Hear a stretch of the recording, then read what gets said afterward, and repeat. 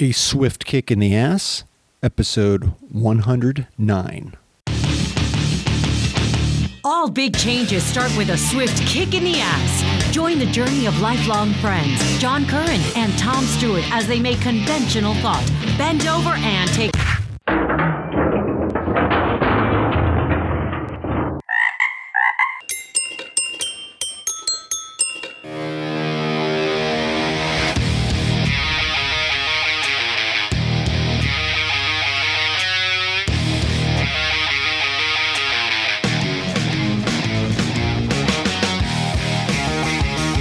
Life is challenging and difficult. No one gets out alive. Time to suck it up, Buttercup. Get ready for a monster-sized boot, aimed to help you get traction on personal change and get living. I am John Curran, your host. Join me as I share my journey, exploring the forces that motivate us to change and help us get through whatever life throws at us. A swift kick in the ass. Life on your terms.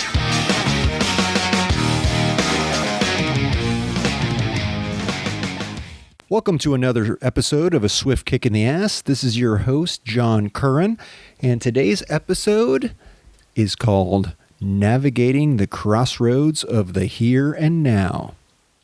I'd like to start out this episode with a quote from guitar god Eric Clapton from the song Let It Grow. I think it has a lot of meaning. Standing at the crossroads, trying to read the signs to tell me which way I should go to find the answer.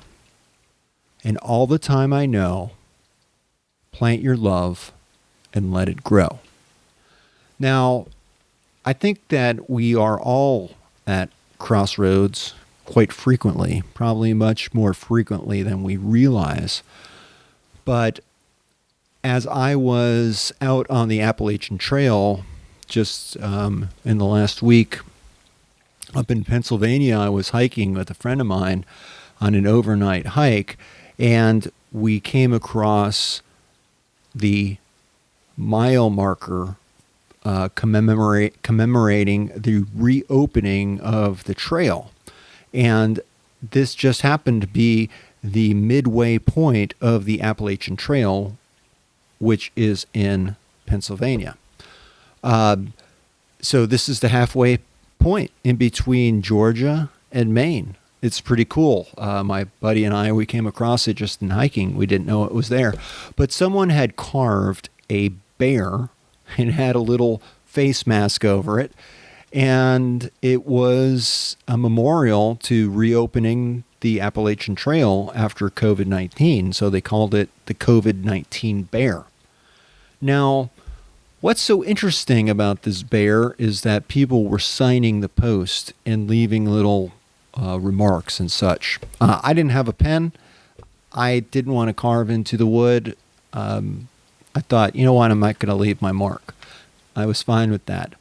But my friend pointed out something very interesting, and that was every statement, everything that was on that post was positive. It was awesome. It was like talking about weathering the storm, and we're going to get through this, and you just have to, stay positive. You're going to do it, and it made me realize how much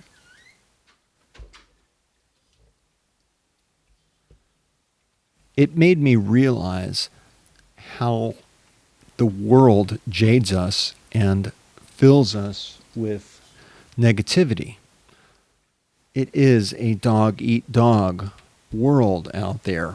We're expected to compete against each other, and we do.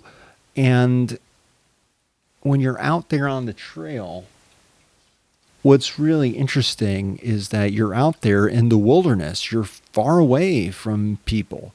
There are no cars out there. It's just people. And you're dealing with Mother Nature, and it's really a survival kind of type of mindset that you have when you're on a 20-mile hike. But what I found is not a competition between the people that were out there, but rather a camaraderie, a willingness to help, a willingness to share. It was very positive, a very positive experience. It was, instead of just you being against you versus Mother Nature, it was everyone out there was also against, was also fighting Mother Nature and was trying to survive the elements. It was fantastic, a life-changing experience. But so here we are on the path and on the hiking trail, and without even really thinking about it, and we were also at a crossroads, because we have a choice in each and everything that we do, whether we recognize it or not. We have frequent opportunities to live more on our terms than we could ever imagine. And many times we don't go for it. We say no. And I think that's a real shame. Out there on the trail, I did realize that I am also at a crossroads. I can make some life-changing decisions and really move myself forward and get more out of life, more of what I want out of life than I'm getting. Doing okay now. I feel pretty good, but it can be better. And instead of just settling for what we have, and continuing on this path that we're on right here, we are constantly coming across another crossroads. Now, these opportunities, the crossroads, these opportunities to make a choice, to make a decision that's going to have positive impact on your life, it's scary because you don't know what kind of impact these decisions are going to make. No one does. We're not fortune tellers. We don't have a crystal ball to look into that will tell us the future. And that's okay. We can deal with it. We need to,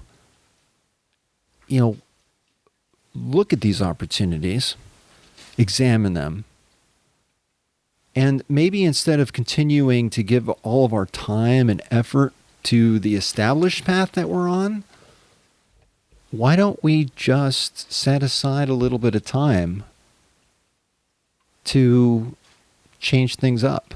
Maybe to venture down a new pathway at the crossroads that you're at. See, I think if you want to put a picture in your mind, when you think of a crossroads, you think of a country road. I think of a country road. Nothing is for miles. There's just these an intersection of two roads, and you're usually meeting the devil. In the deep south, you're meeting the devil at the crossroads. The blues they talk a lot about it, but it doesn't have to be 90-degree angles. It doesn't have to be what we think. It could be any variation of an X. Whereas you are in the apex, you are in the middle, you are the axis. I mean, you are the cross sections of the axes. Axes? I don't know. Anyhow, I'm not going to edit this out, so we'll just go with it. Think back about the picture. Instead of thinking of an X, a crossroads, it could be maybe a cursive type of X. It could be a very narrow X. The X could be so narrow that it almost looks like an I. Because the paths run so close to one another. It's it's just a different way. It's a different perspective. It's a way to looking at the crossroad and looking at the challenge of making a decision. Now, I think it's pretty cool that when if you think of yourself as this point, just in this, a point in a grid, a crossroads, it tells you you're kind of on a grid and there's a point, and this is an intersection between the X and Y axis usually, but it could be any number of different lines that intersect. I think of it as our life. We have this path that we're following. That's the path that we're on, but we're at the end. We're the point at the end, and where it intersects with this other path that's crossing our life, then we have an opportunity to take it or not, or to keep on. This is what I want you to kind of think about and walk away from. How are you viewing your circumstances? How are you viewing your crossroads? Now, as you're doing that, I'll keep on with my hiking example. Take one step at a time. I just hiked about 23 miles, I think it was, over 2 days. It was tough. I had a big backpack on. I didn't even want to weigh it because I was too scared. Honestly, I was too scared to know how much weight I was carrying. I didn't want that to mess with my head, so I didn't weigh it. I just went with it. But I did it. And the way I did it was just taking one step at a time. I took breaks. I planned. But going back to the backpack, I did go through a process of trying to eliminate extra weight. And shouldn't we be doing that with our life as far as the baggage that we carry through our life experience, through what we've gained through our life experience? We have some baggage. We hold on to things.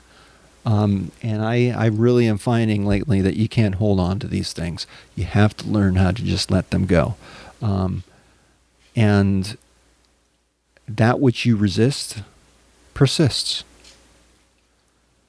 So, I'm learning that instead of fighting things, you have to just acknowledge what's going on and say, what do you need from me? So you can move on one step at a time. You're going to be carrying your baggage with you. Look for opportunities to maybe get rid of some of that excess weight. Now, I'm not talking about physical weight. I'm not talking about your body weight. I'm talking about the weight of these experiences. I could hold on, and I miss my friend Tom. I miss my dad. I miss people that I've lost in my life. I can't spend time on that anymore. They're gone. I can't change that.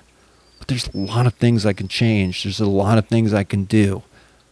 I know we've talked about this on the show before. My dad went through a similar thing that he said, I can't waste my time because I don't have the time. He had a terminal illness. And I think this is what we can learn from people who have terminal illness, is that they don't want it. They don't want to die. No one wants to die. They don't have a choice. But they're told that they're going to die. Man, that is a tough thing to face. I myself have never faced it, but as you know, those around me have. And seeing people that you love and care about go through that is hell. That's part of the weight that I carry, part of the baggage I carry. But I've learned to accept that and to come to terms with that. So it doesn't weigh on me like it used to. And I have a lot of resources available to me. I have some great friends and family that love and care for me. I've had skilled professionals I speak to and I work with. I try to make the best out of my situation and make the best out of the terms that I live with. Now, one of the resources that I found indispensable on my hike was this life straw. It's my understanding the inventor won a Nobel Prize for it because it filters out all the nasty stuff in the water, including bacteria, and creates clean, drinkable water. So you just can carry this with you. You don't have to carry around gallons and gallons of water because you can find water along the way, filter it, and drink it. That is an indispensable tool. I had it with me. I could use it. What do you do with your life? And what tools do you have at your disposal to help lighten the load, to help you travel further without as much strain or effort? This is something I think worthy of thought. How can you make your life better? Just by, what is this weight that you're carrying and how can you best deal with it? Now, I will say that the person that I hike with is a good friend of mine. I've known him for about 35 years. He's like a brother to me. And he's had some weight issues, body weight issues. But through the hiking, as well as diet and, exercise, other types of exercise, he doesn't have the struggle with weight. He's got it under control. He's probably in the best shape of his life. And I commend him for that. And I'm so thankful to have my friend with me on the trail. And I don't know if I could have done it without him. And I'm sure that you have people in your life that care about you and that you care about them and that make this life bearable and make this life better. We all are in this together. Let's all be positive. Let's all help ourselves through this journey. And, it doesn't have to be dog eat dog. I think this is something that gets put in our head by society. Society somewhat jades us, and we think the worst. But it doesn't have to be that way. It really doesn't have to be that way. And every time that you put yourself out there a little bit, and you'll see and you'll learn for yourself that it doesn't have to be this way. Everyone should be, in the end, everyone is making these small decisions day in and day out that may or may not lead to something bigger and better. It's going to lead you somewhere. It just may not be where you want it to be. So why not put a little bit of thought into where you're heading? There's a million different ways. There's countless different ways to get from point A to point B. But the most direct way is to plan it, and the most trouble-free way is to plan it and to try to prepare yourself for the journey. We talk about dreams on this show, and I hope that you follow your dream. This is a crossroads right here and right now. It's really the only opportunity to take action right here and right now. The past is gone. The future isn't here yet. So you don't take action during those times. You can only take action in the here and now. So why not make a decision, just a tiny little decision, that's going to help you down the path to live life on your terms. I think I'll just leave it with that. But thank you for joining me on my journey. I hope you get a lot out of these episodes, and just keep on living. Keep living. Keep kicking ass.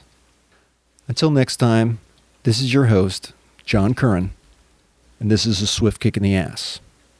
Peace. Catch you later.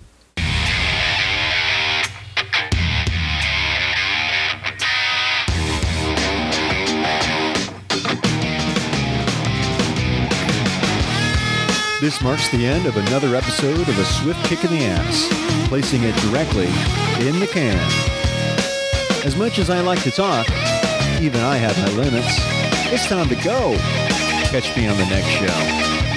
For better or worse, whether you like us or not, please leave comments wherever you get your podcasts. Like us on Facebook. Follow us on Twitter. Visit our home on the interweb. I think you can leave me a voicemail there. You can also email me at john@aswiftkickintheass.com. It's been my extreme pleasure. I hope you got a lot out of it. I hope you got your ass moving.